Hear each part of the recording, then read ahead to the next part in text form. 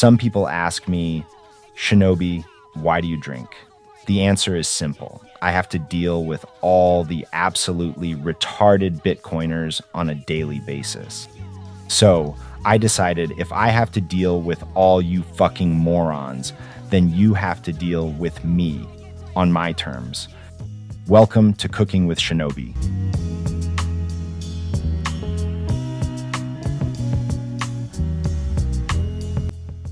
Cooking with Shinobi is just me cooking whatever the fuck I want, drinking whatever the fuck I want, and talking about whatever the fuck I want, whether you like it or not. So sit back, pour yourself a tall glass of Macallan neat, and sip along as I cook some delicious sukiyaki or a succulent shabu shabu, and tell you why Bitcoin will absolutely fucking fail if it doesn't solve the problems I need for it to solve so I can orange pill liberal chicks. You can check out Cooking with Shinobi wherever I decide to release the episodes, whenever I decide to release the episodes.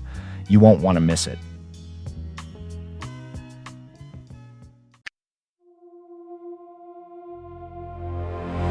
Emergency Bitcoin Podcast. Ladies and gentlemen, we are here. The 58K gang is coming out of the favelas. They are ready with their pleb swap weapons. They're ready to go. The 58K gang is rubbing their hands together, licking their chops. Bitcoin, it's a bloodbath out there. The Iran war is basically restarted. They're blowing up airports in Kuwait. Plebs are crashing out. Founders of shitcoins, Charles Hoskinson, among others, chimping out. The bankless guys, David, whatever those dorks' names are, they've been wiped out. Zcash, huge exploit, infinite supply inflation bug has been open and available for the past 4 years, and they have zero ability to verify that the inflation bug wasn't exploited. The blockchain auditor, Pierre Rochard, is not, they couldn't give him access to audit the Zcash supply if they wanted to. They've painted themselves into a corner. It's too private. Not even the most sophisticated cypherpunks are able to audit the supply of Zcash. It's a mess. I think Zcash is down 40%. Bitcoin is, I think, teetering. We're at like 61K right now. I think the last time we were here, we talked to you guys, we were about 70K. It's been a bad week. And not only that, Bitcoin Twitter, Bitcoin called PodComp, is kind of having a Tower of Babel moment. Forking off into, as Michael Saylor posted today, or this different ideologies. And we can talk about that in a bit, but there's just a lot of uncertainty right now. Everybody's glazing AI. Nobody gives a shit about Bitcoin. Our family members, our friends who we had them buy the retirement accounts in 2020, they're at zero gains right now. 5 years, if you bought Bitcoin 5 years ago, you were down. All your models are destroyed. Are you still feeling bullish, Richard? Well, I'm not feeling bullish for the plebs. That's for sure. Yeah, generally for individuals that I've listened to too many Bitcoin podcasts not to be bullish. I am kind of shocked by the price action, and maybe this is like naive on my part. I expected Bitcoin to be at around $2 trillion per USDT per coin right now. And so I'm kind of shocked at the dramatic downfall. But I think the big lesson that we've learned is that movements built on top of pleb slop are easily dismantled and fall apart. And I think that's the overarching lesson that many people are resisting right now and trying to avoid. Build your group chat, build your podcast, build your meetup on a solid foundation. Do not build your community on Plebswap. Even though they're having a great time right now. I mean, it couldn't be more perfect if the Bear Chat is at all-time highs during Pride Month. The Bear Chat has built their community on Plebswap, and they'll have their comeuppance. But right now, Plebs, many podcasters, they're just not feeling bullish, and they shouldn't be feeling bullish. If you organize your life around retiring after 4 years of holding Bitcoin and it going to the moon, and, living in El Salvador in a mansion next to Max Kaiser, and you planned that out in 2021, and you had no other plan, you were on zero. I mean, you might be facing homelessness at this point. I mean, people are talking about liquidations for Michael Saylor again, David Bailey, and Nakamoto again. If David Bailey and Michael Saylor can't escape the permanent underclass, what hope do plebs have? Yeah, I mean, what we're seeing right now is just a general identity crisis across the board of people don't know who they are without the Plebswap, without, this firm belief. And I think one of I don't know what people were expecting, that all they had to do was sign into their KYC exchange and, buy a cold card, and like that central banking and the end of fiat currency was going to be a walk in the park.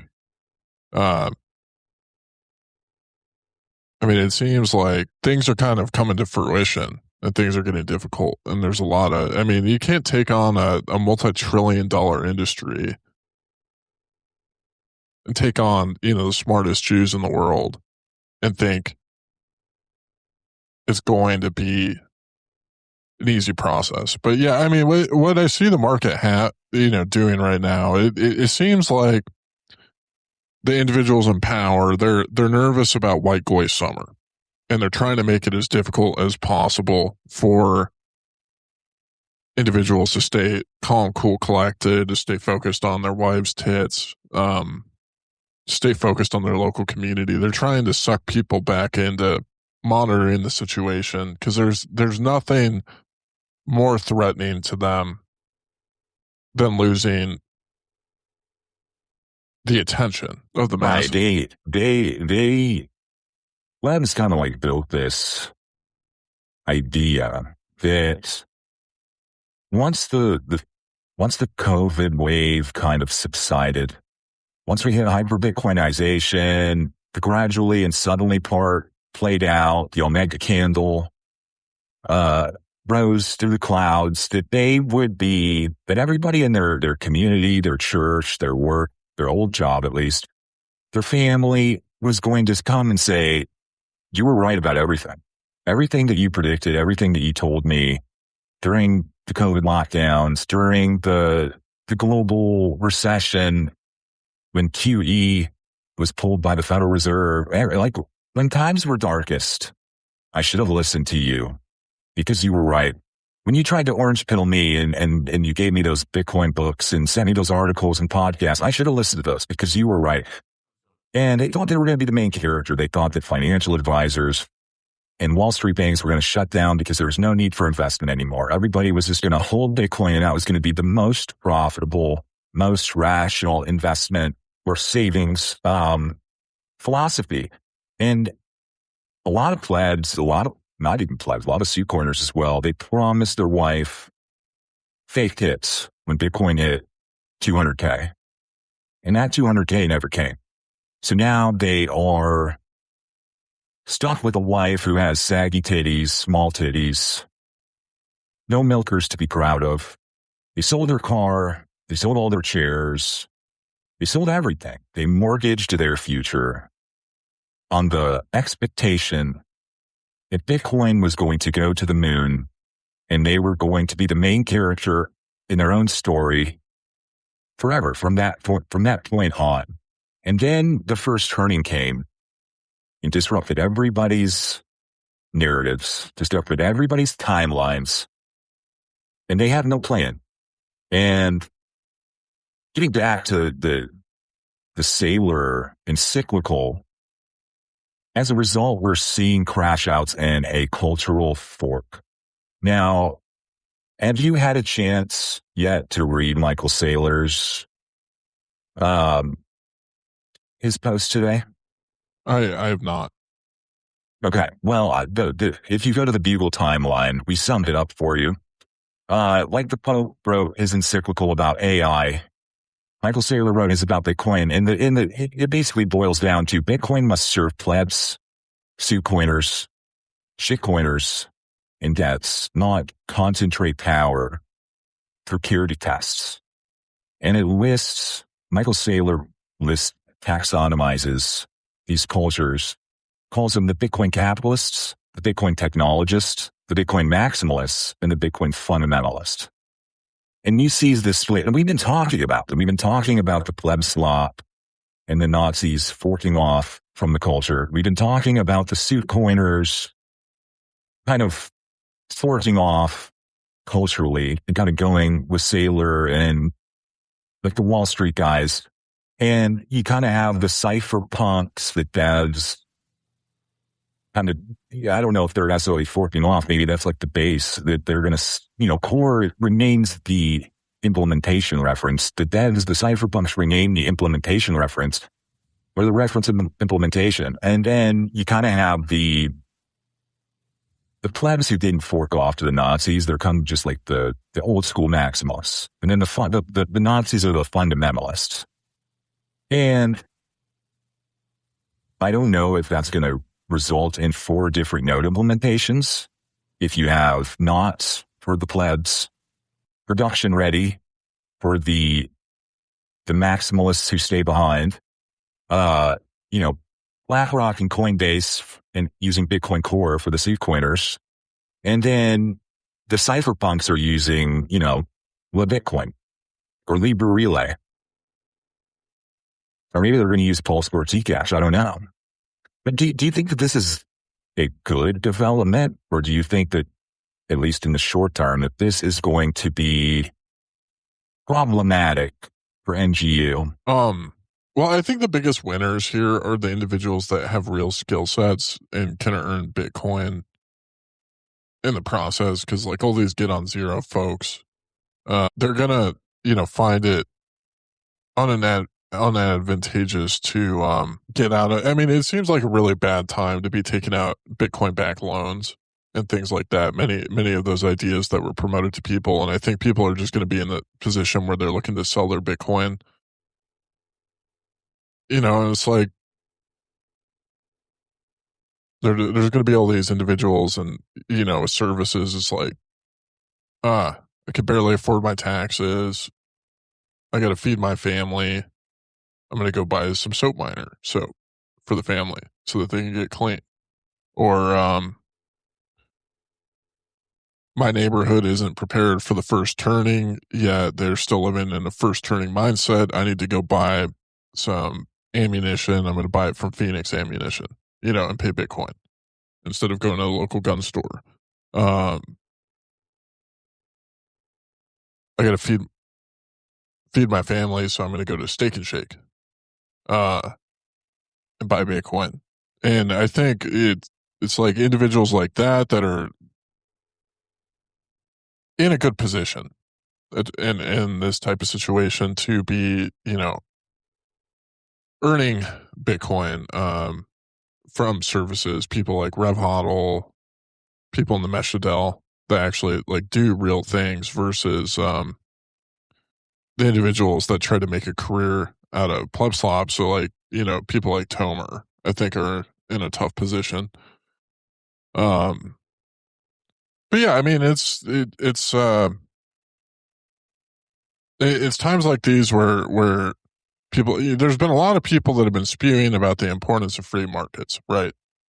And, people like free markets if they think that they're going to win from it, and they thought they were going to win from it. But right now, when the market doesn't behave in the way that they expected it to, they may change their opinions on that. Want bailouts. Like I think we'll probably see a clamoring of people demanding that there be more movement on the SBR, things like that. But the fracturing of the cultures, it was always going to. I think we all knew it was going to happen at some point, for sure. Well, in the politics side of culture, you got a lot of pushback on artificial intelligence, on data centers, and you've got Bernie Sanders proposing a bill that would give the plebs 50% stake in these companies like Anthropic and just the broader AI industry. And then you have Cynthia Lummis, Senator Lummis. She's kind of proposing, and she's really pushing the strategic Bitcoin reserve. This is kind of the socialist response or the socialist answer. Like Bernie Sanders wants to give the plebs ownership in AI. Cynthia Lummis wants to give the plebs ownership in Bitcoin through the strategic Bitcoin reserve. I don't think either side is going to win. I don't think that we're going to get the strategic Bitcoin reserve, at least the way that people think about it and are promoting it. I don't think the plebs are going to get 50% stake in Anthropic. That absolutely not. I mean, plebs can be exit liquidity for the Anthropic IPO, but they're not just going to get 50% stake. But even if they did, this will not benefit you. You will not benefit from, you personally, your family will not benefit from a strategic Bitcoin reserve. Or 50% stake in Anthropic. What does that even mean? I don't know. Are they going to tokenize Anthropic shares and you're going to be able to sell it on Robinhood? I doubt it. They're going to use that money to give to Somalians and to give to Medicare fraud and to give to trans surgeries for military soldiers who are willing to go fight in the Middle East and get hit by drones in the Strait of Hormuz. So I think there may be some temptation for plebs who feel down and out, maybe that they can't afford the future, they can't afford their taxes, that they want the strategic Bitcoin reserve. But it's just a road that you don't want to go down. It is a waste of your time.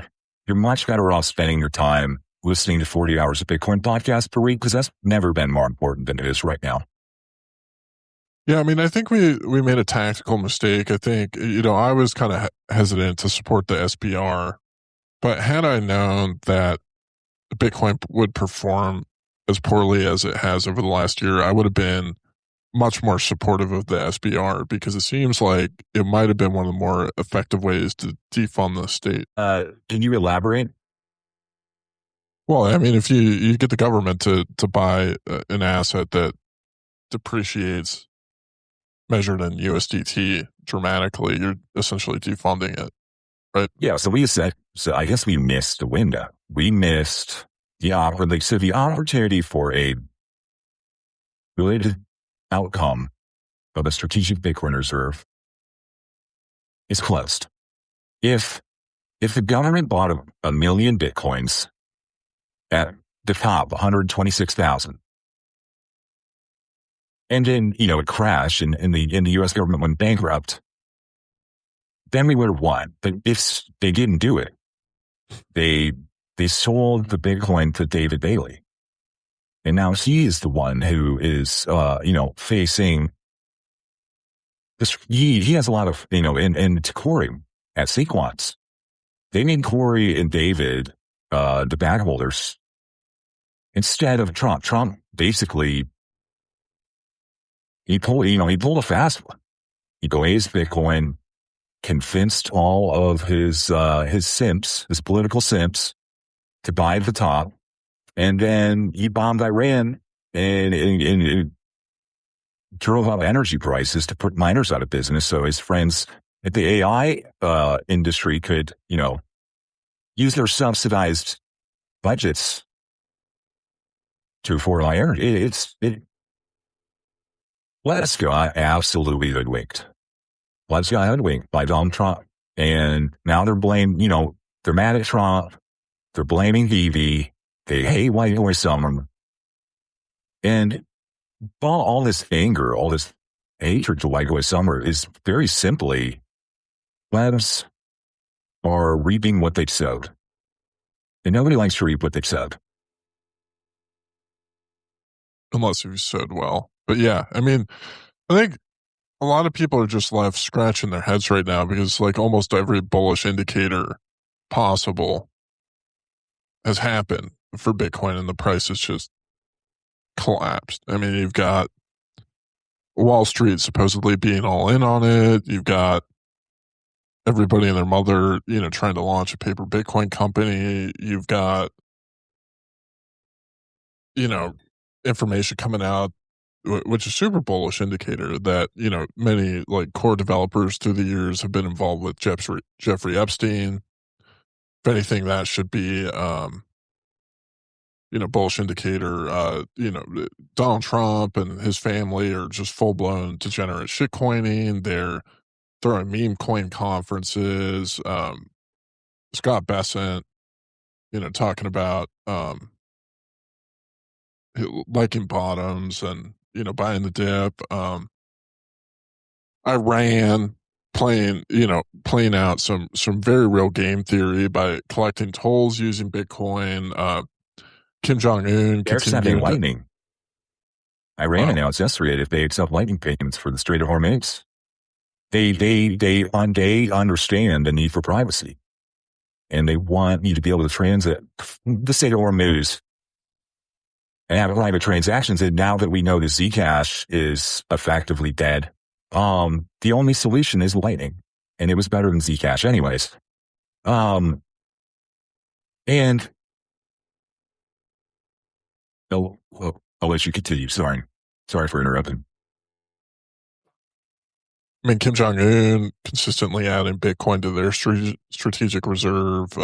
Dennis Porter being back from North Korea, hanging out in the White House, orange pilling, politicians left and right. It seems like every bullish indicator possible is happening simultaneously.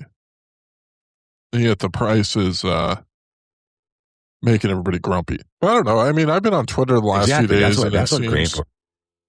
That's what Grant Cardone said yesterday. He's like, I don't know how many more bullish announcements. We've never had a higher amount of bullish announcements about Bitcoin. And yet here we are at 60K. He's like, I don't think there's any announcement that is bullish enough to move this price up. And I'm starting to think he's right, because in 2020, if Iran was taking lightning to cross the Strait of Hormuz, that would have sent us from 40 to 150 in 5 minutes. It would have been insane. A troll tweeting that Walmart was going to announce that they are integrating Bitcoin in their next, reporting sales call or reporting earnings call. That could move Bitcoin 5 or 6% up in one day. I don't know where the growth is going to come from, but it's not going to come from bullish announcements. Well, Bitcoin seems to have decoupled from bullish announcements a long time ago, at least for a couple of years now. And a lot of people are wondering when Bitcoin was going to decouple from the S&P 500. It seems like that's already happened. I don't know.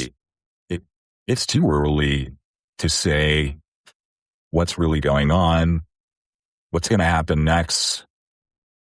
So, I think maybe it's time to put a button on this postmortem of the bloodbath this week.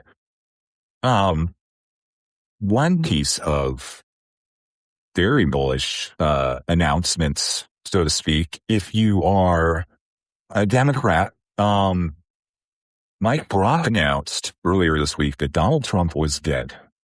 and that they were using AI recordings or, AI generated voices to negotiate with Iran because Trump died on Monday morning. Turns out Trump is not dead. At least they found a very good body double if he is.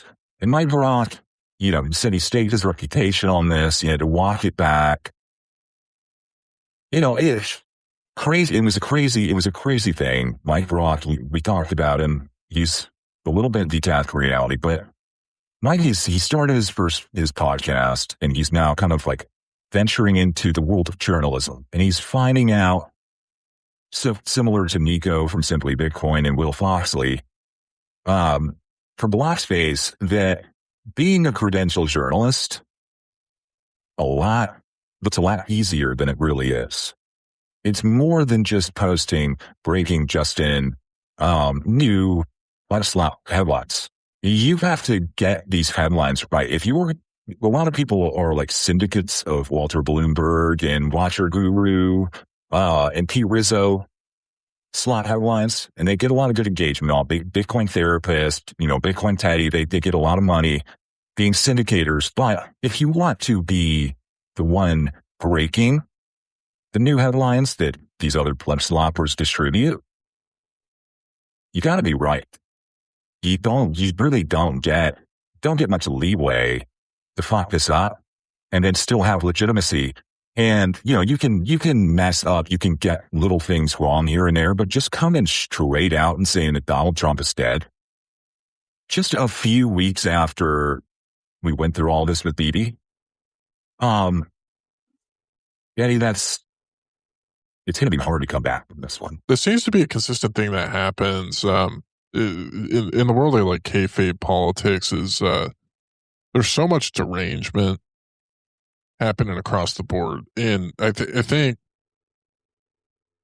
one thing that the kind of establishment media has been slowly figuring out, very slowly and painfully, is that having some sort of derangement syndrome and being a good journalist or not, they don't go well together at all. And I think, like one of the things that they have trouble with is they see all these podcasters, they see people like Alex Jones and all the success that they're having, thinking that, the success is based on a derangement syndrome.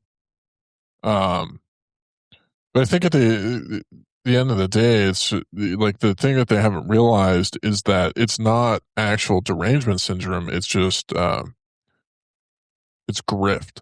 And I think that's where Mike Brock is failing and where he needs to learn from people like Hassan Piker and Destiny and, other left-wing individuals that have had very successful media careers, is that he's just getting dog walked around. Like he's out of his depth. Like he does not have what it takes to be a credentialed journalist. He's used to being a sophisticated philosopher, and he thinks he can flash those credentials in the world of journalism. But this is a tried and true method where individuals will say that the political opponent that people are freaking out about. You remember how a lot of people thought Biden was dead multiple times? That he had body doubles. Oh, yeah. Body doubles. I mean, the right is going through everything that the left went through, 2 years ago.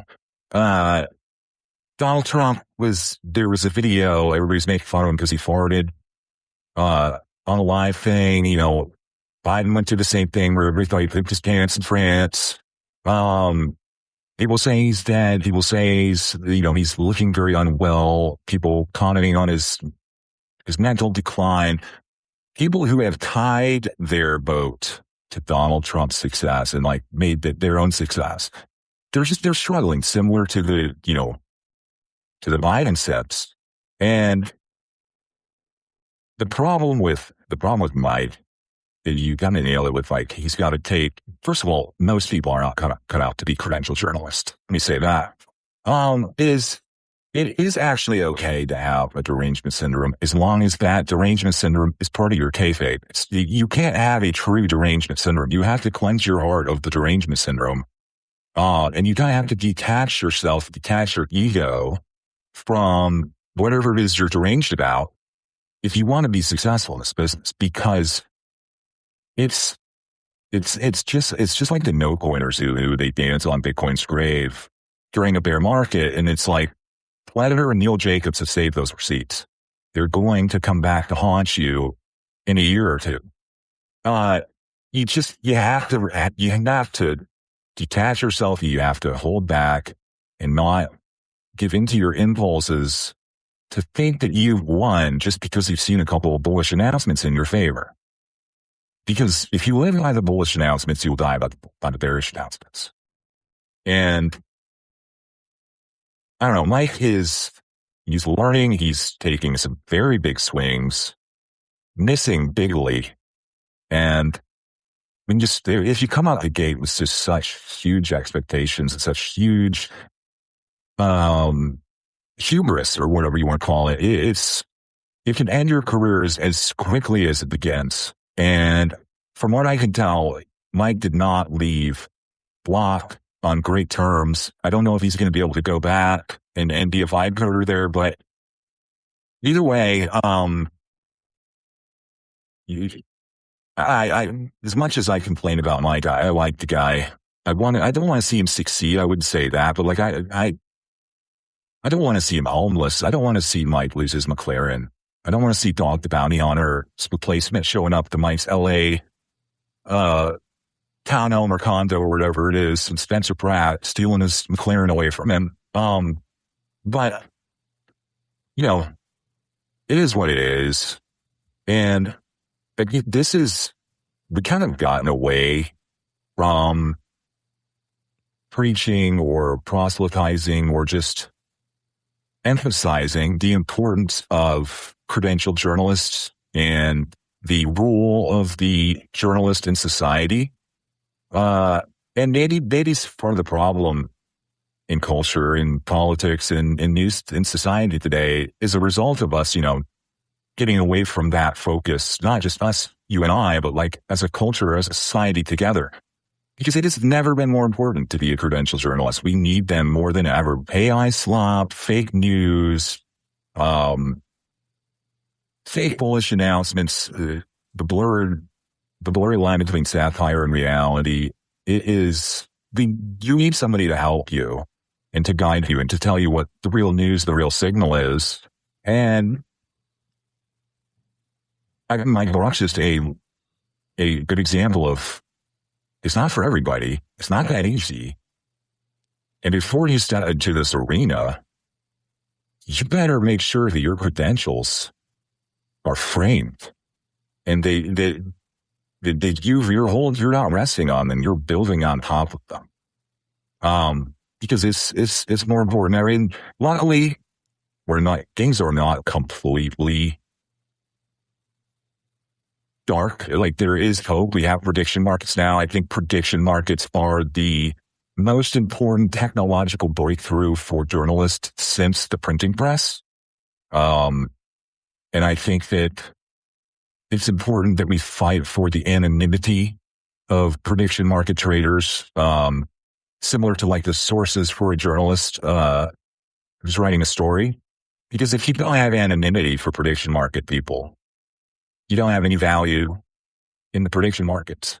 And journalists are going to be needing prediction markets more than ever. And then in the first turning. Yeah, I mean, the one, I put a bunch of bets on predicts this week. I mean, one of the things that's great about prediction markets for journalists right now is, as the average population has taken this naive stance of like discrediting credentialed journalism, it's a stopgap and revenue generation for journalists to be able to survive. As they're getting laid off from like a lot of the major, journalist firms, or, just struggling to to get by. I mean, we've seen a departure from, some great journalists over the years from Bitcoin Magazine, Frank Corva, Pete Rizzo, guys like that. It's this is kind of like a broader trend that's happening around the board, and it's important for people to understand that there's being choices put in front of you, which is either Palantir tries to verify reality for you, and you have to have your digital ID uploaded to every website that you go to, or we bring back the importance of credentialed journalism into our culture and society, and you have more of a decentralized way of coming to consensus on what reality and truth is. Absolutely. Yesterday was the anniversary of Killdozer.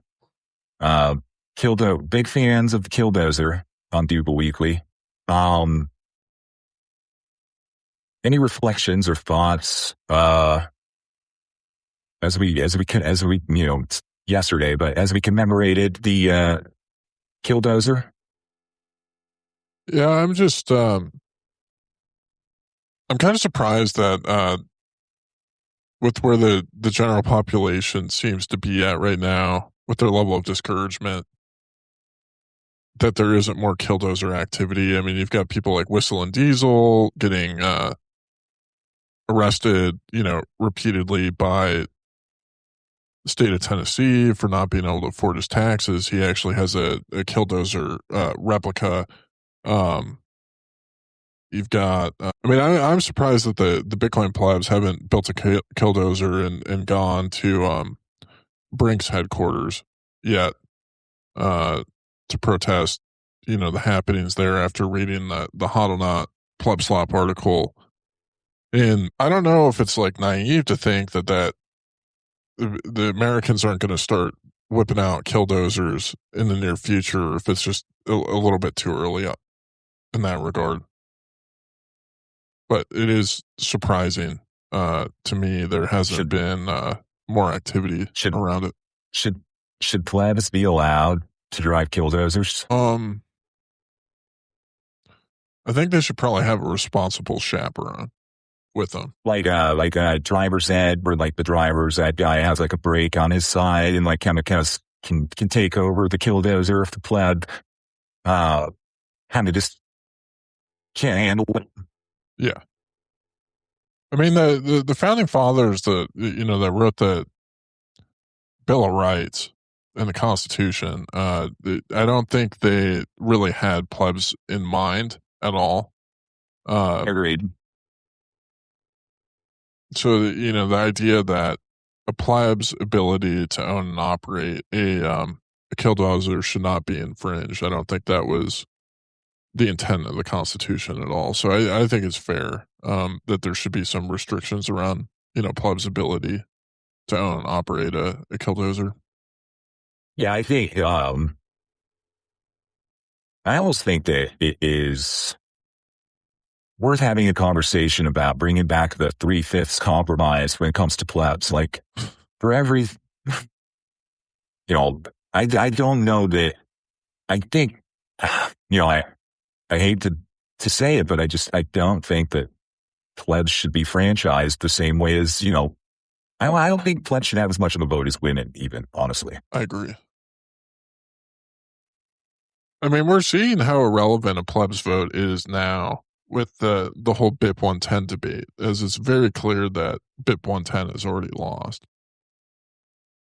And Thomas Massey, it extends beyond the Bitcoin community, but yeah, a plebs vote is clearly not worth. And maybe we start with the 3/5 compromise with pleb nodes. So we take like what they claim they have 20% of the network. Well, what's 20 divided by, it's 3/5 of 20. They have 12%, He has a way of looking at it. Yeah, I think it's just, it's helpful because there's a lot of people that, I think the perspective that most people have had I'm learning about democracy is that plebs do have a valid voice in society, but I think that's it's very un-American. So it's kind of like revisionist perspective of like we're going to change history in order to appease the plebs, which it's like this unique case of I don't know. I mean, it's ironic this past week there was the Oslo Freedom Forum. There were lots of posts about that. Alex Gladstein's talking about how it's a good day to end dictatorships and whatever. And it's largely pleb slot when you think about it. It's like Alex Gladstein's perspective on governance in general is believing that the plebs should have a voice. And it seems to be, HRF's kind of like arbitrary hill that they stand on. The plebs love it. The plebs are always falling, for the narratives around HRF and, whatever. And I don't know. I mean, you just look at the difference between like Bitcoin countries like the Democratic People's Republic of North Korea and the United States. And you just look at like what are the benefits of giving a pleb's voice? It's like, who has a much more solidified Bitcoin strategic reserve? North Korea, obviously. Who's launching a bunch of aggressive wars of expansion? Well, the U.S. is, winning that compared to North Korea. It's just, I don't know.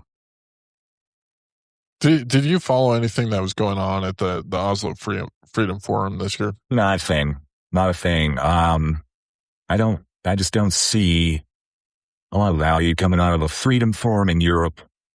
What does Europe know about freedom? It's a social, they have a freedom forum in a socialist country. I don't know. I'm not saying that there can't be freedom fighters in a socialist country, but I like to have for the feds to organize a freedom forum that is, it's not underground. It's not like the Oslo Freedom Forum is underground. It's very much officially sanctioned by the socialist government there. I take it with a grain of salt, I guess, is what I'm saying. I find it be just like a really strange hill that Alex Gladstein stands on in 2026. Well, a lot of people think that Alex Gladstein's a Fed, and I know I just called HRF Feds. I didn't say Alex Gladstein. But the reason I know that Alex Gladstein is not a Fed is because he doesn't glaze Zcash. And that he actually crashes out and fights with people on the Feds on the internet who are promoting Zcash. If Alex Gladstein was a Fed, he would, he'd do like stuff for privacy. He would be supporting, Bitcoin and Monero, Bitcoin and Zcash, where Gladstein is firmly in the Bitcoin only camp. I think Gladstein has listened to some stablecoin podcasts, so he's like a little bit stablecoin curious. But it seemed to be like a temporary phenomenon. He hasn't really talked about that in over a year or so. For all this shit, me maybe giving Gladstein on this podcast or on the timeline since we've been around, I think I'm coming out and saying finally that I think he's not a Fed. Yeah, I mean, he's got some great opinions on things and some very strange opinions on things. All I'm saying is that I just find, the hill that he dies on, talking about democracies versus dictatorships as being kind of an odd one that I don't fully understand. Do you think that means that he supports NOTs? I don't know. I haven't actually heard him comment on NOTs or spam. I don't think he does. I don't think there's anybody who supports Nazis who you don't know. You know, I mean, it's like being a Nazi is like being a vegan or doing CrossFit.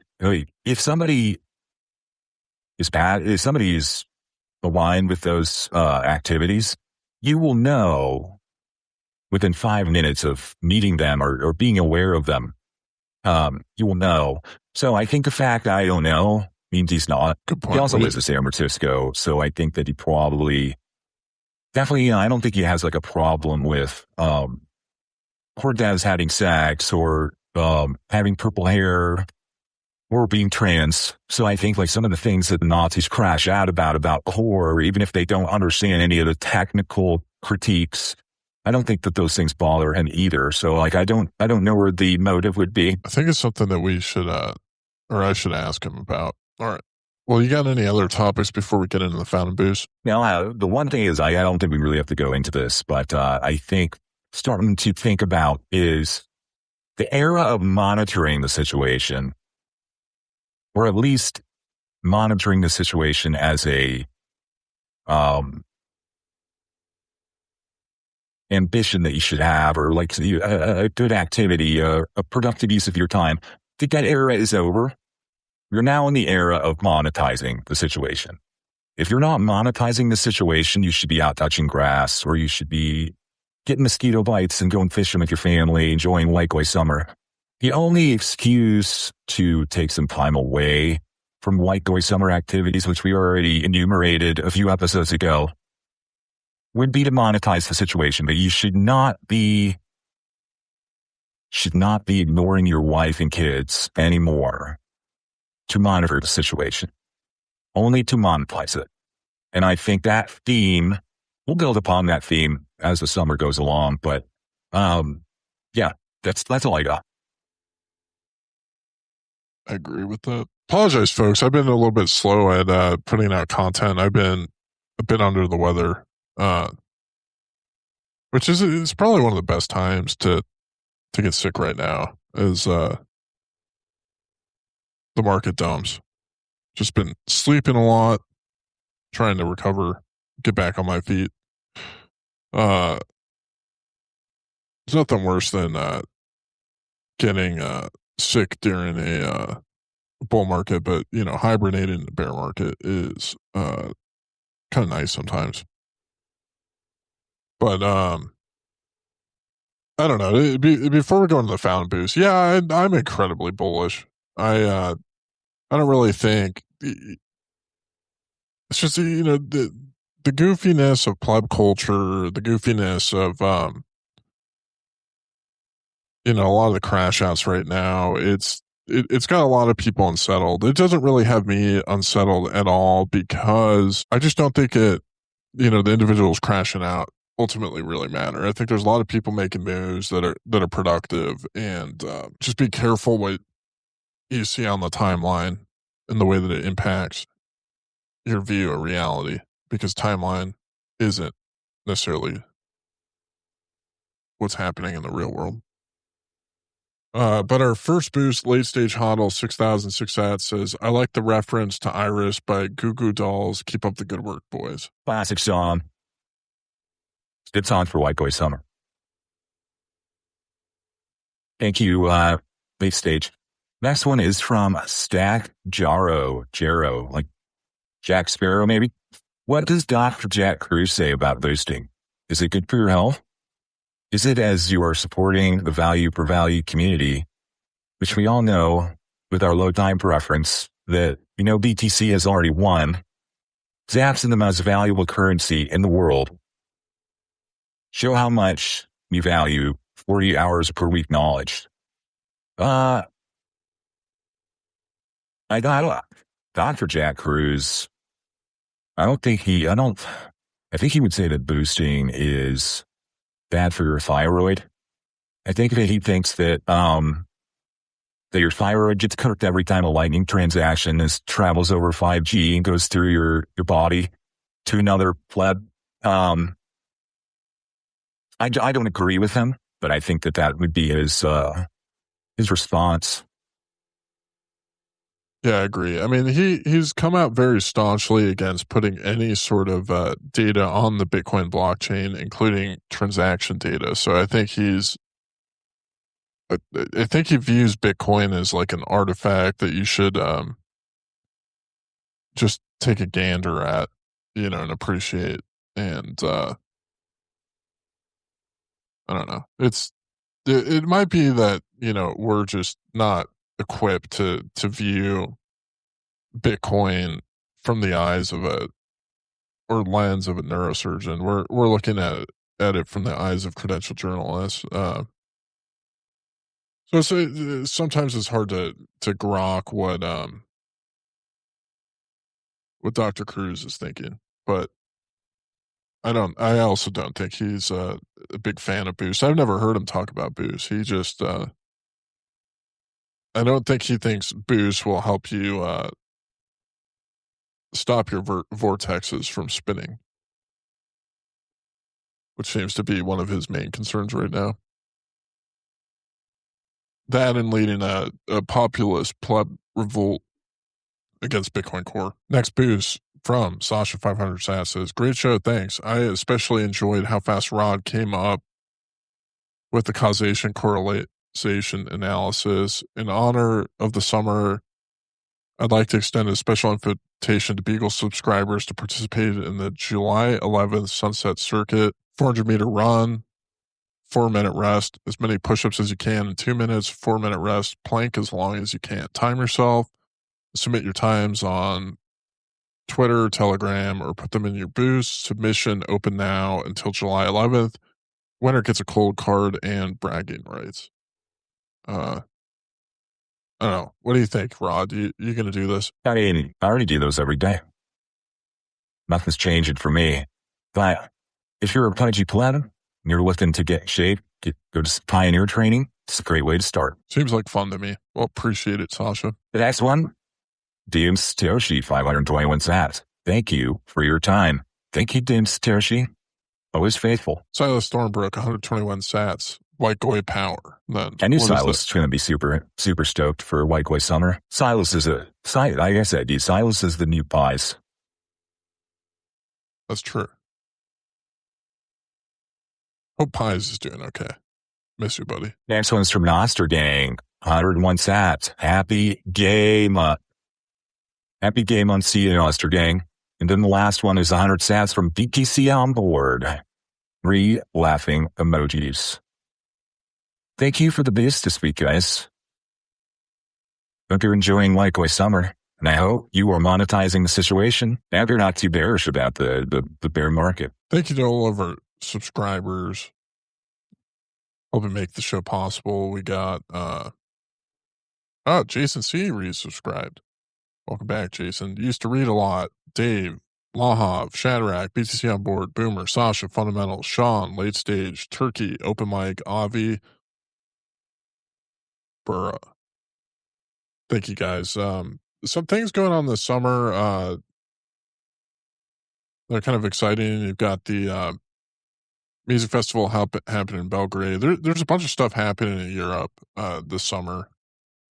Like BTC Prague's coming up, BTC Film Fest, things like that. But yeah, definitely go check out Revolution Rocks, which 3 of our subscribers are going to be involved with. Avi, Open Mic, and Lahav, and the whole Stardust, band. That is going to be really exciting. But yeah, look out for some subscriber-only content coming out here soon, folks. I've got an episode that I've been working on getting got a little bit postponed, but it should be coming out soon, discussing the merits of value for value. And thank you to everybody that tuned in. And we'll catch you next week on the Bugle Weekly.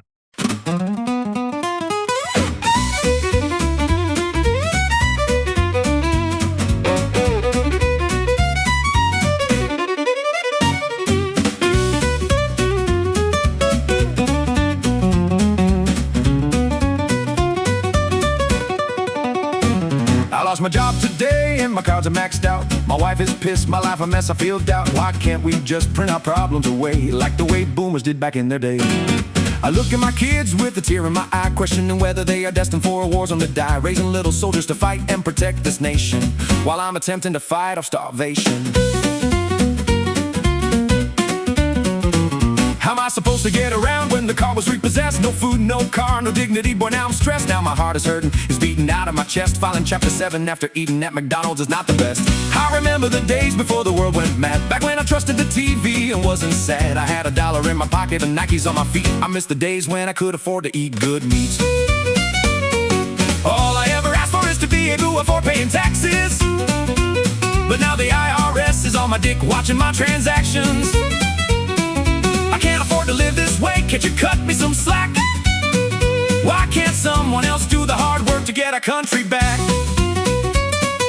Binging Netflix isn't taking the pain away. It feels like the only thing I can do is pray. Lord, please help me afford to pay the state. There is no way I can afford the fees if I pay late.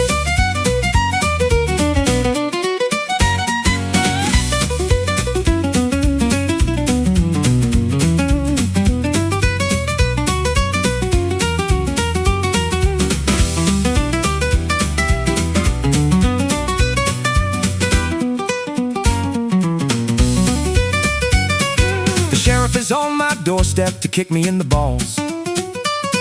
My phone won't stop ringing from debt collector calls.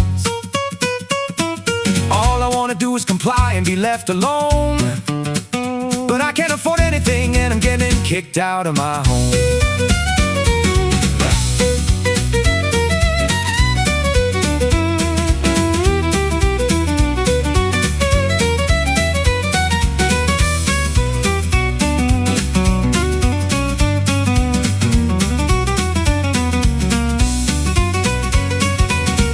Remember the days before the world went mad, back when I trusted the TV and wasn't sad. I had $1 in my pocket and Nikes on my feet. I miss the days when I could afford to eat good meat.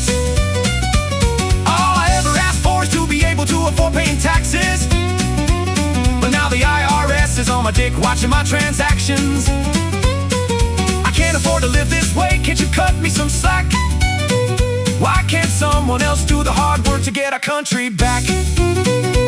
Every night I go to sleep wishing I don't wake up. When we'll wake in the morning I can't afford whiskey in my cup. How can I numb out the pain and hide from reality? Why can't I find a way to escape the brutality? It's starting to seem like the only way out is to take action. There is no way to hide from reality and choose distractions. The only way out is forwards, I will not give in. Finding a way to afford to pay taxes is how we win.